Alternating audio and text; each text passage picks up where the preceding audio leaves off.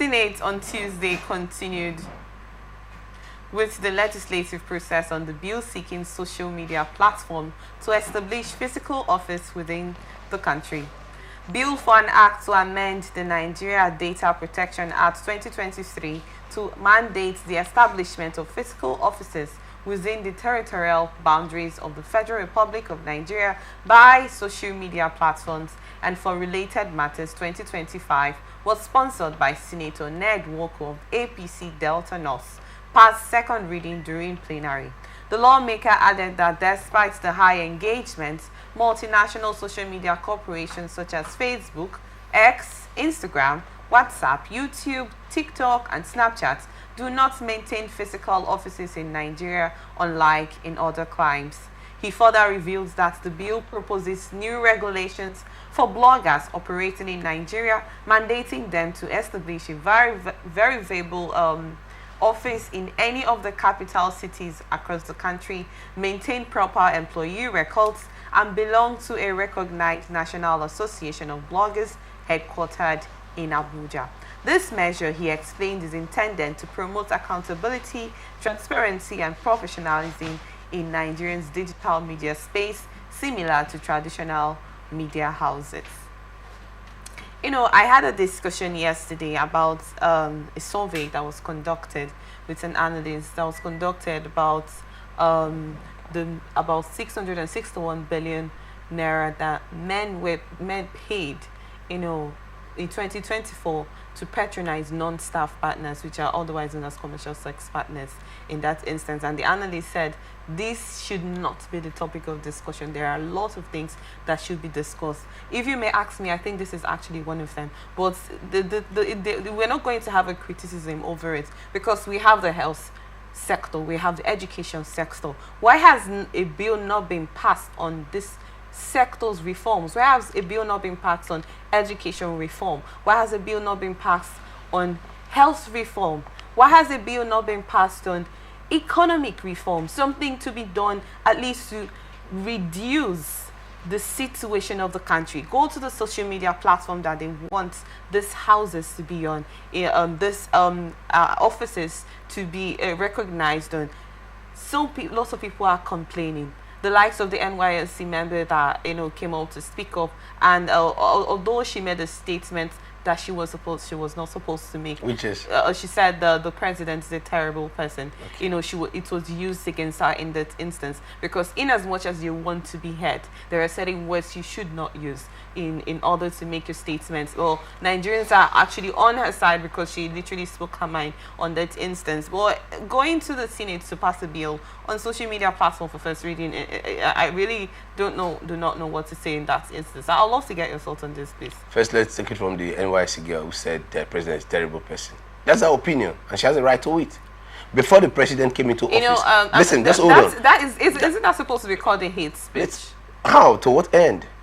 From our understanding, listen to me. From our understanding, say we had a president who said Nigerian youths are lazy. Was it an hate speech or because he came from the presidency? Let us be real. Not everybody would love you. Not everybody would appreciate you. Not everybody would accept you. And whatever they say, are we not on social media seeing every day Americans calling President Donald Trump dumb? However powerful he is, as what has happened to them. What we're trying to say is we are in a country that is snowballing.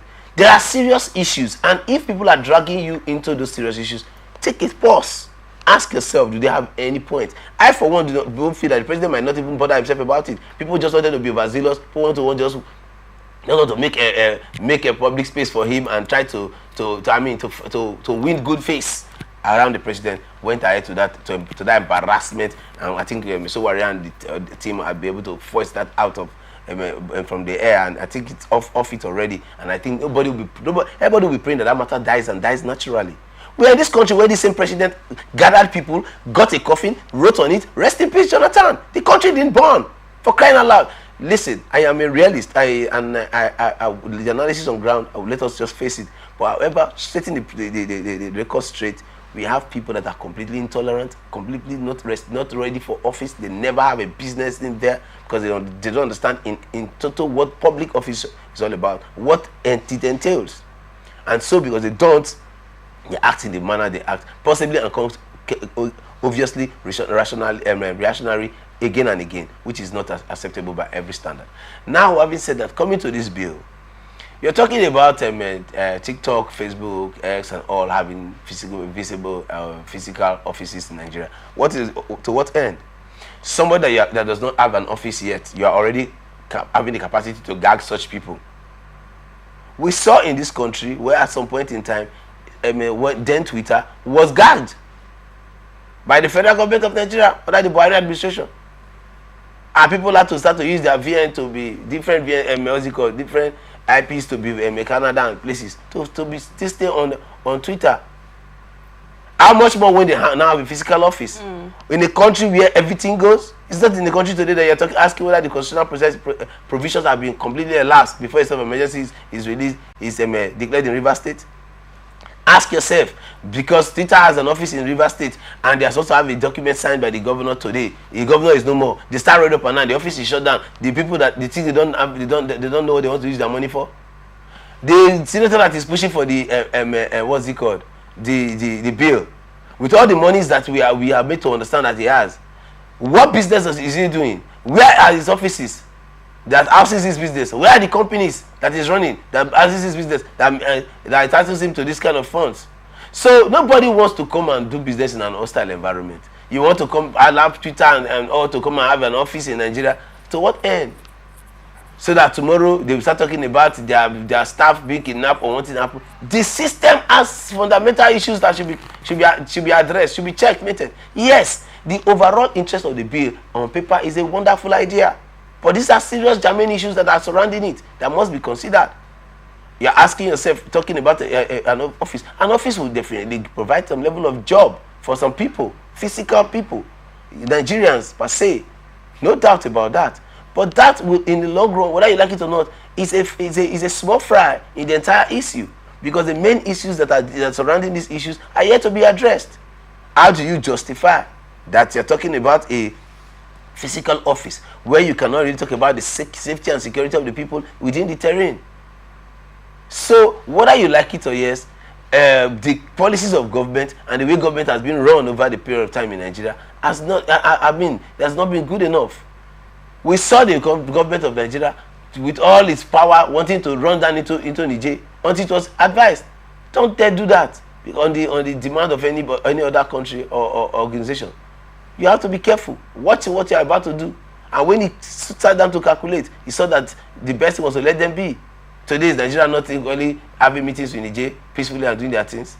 Yeah. So whether we like it or yes, we are just the people who have left the weightier matters, and we all want to just be on public space, do one or two things. Like I will always say, everybody wants to be politically correct, including your office and you. You were talking just now about a lady who had the right to express her pain. Her father died in an hostile situation. Now in a country where you are talking about an NYSC personnel looking at the system on ground. I mean, this is the kind of president, and he tells you the president is terrible. She has not even said anything. She just said it as mildly and educatedly as she is. And at the end of the day, you want to take it out of contest. Thank God people rallied around her, and she was brought out of the. Look, we are going to a place where we do not even have a right to talk to public office holders, and that does not portend well for the nation. That does not speak well for us. Is it only when people say, the president is like heaven, he's like God, he's doing well, that's when we should listen? And when we are all suffering and dying? Where was the dollar when the president came into power? What was the cost of living when the president came into power? The cost of, you talking about a minimum wage increment. To what end in the rationale is the minimum wage reflecting? Whether you like it or not, go to Europe. Western Europe, the largest population there is Russia. The largest economy there is Russia. Go to the America. The United States is the largest population there. It's the largest economy there. Go to Asia. China seems the same. In Africa, Nigeria is the largest population. We are the 5th. Does it correlate? And if somebody comes to make an analysis of this nature, you tell the person that the person is hostile, does not like the president. It does not matter. It's not a question of liking anybody. It's a question of the realities on ground and how you feel at the point in time. If you feel otherwise, you can give an advice, but not coming in a manner of affront, using the organs of government, using the NYSC to come and trample on the rights of Nigerians. So in essence, you are saying this bill is not a necessary one. And let's also recall that the House also decided to ban the porn sites, and then this is another another one that has been put there. Quickly, we do not have time on our side. You know, if we have to check it, someone will say, why not sort out the primary needs of the country first before getting into secondary needs? Because if you weigh those things, the Nigerians are calling for help. Are these things that we need at the moment in this instance? You see, it's a pity we are where we are. And the pity we have the people that man the offices that should do the needful. The kind of caliber of people that are there already, it's disturbing. Hence, what are we talking about? Who patronizes the sex workers? When you go to Abuja, you say you need an escort. How much does the escort bill? Would the escort come and bill an activist 300,000 naira? They will not. They cannot. So the activists cannot even carry them. So we carry them. The same people that are wanting to ban them, or don't to just have all of them to themselves. And whatever they want to do, it should be done.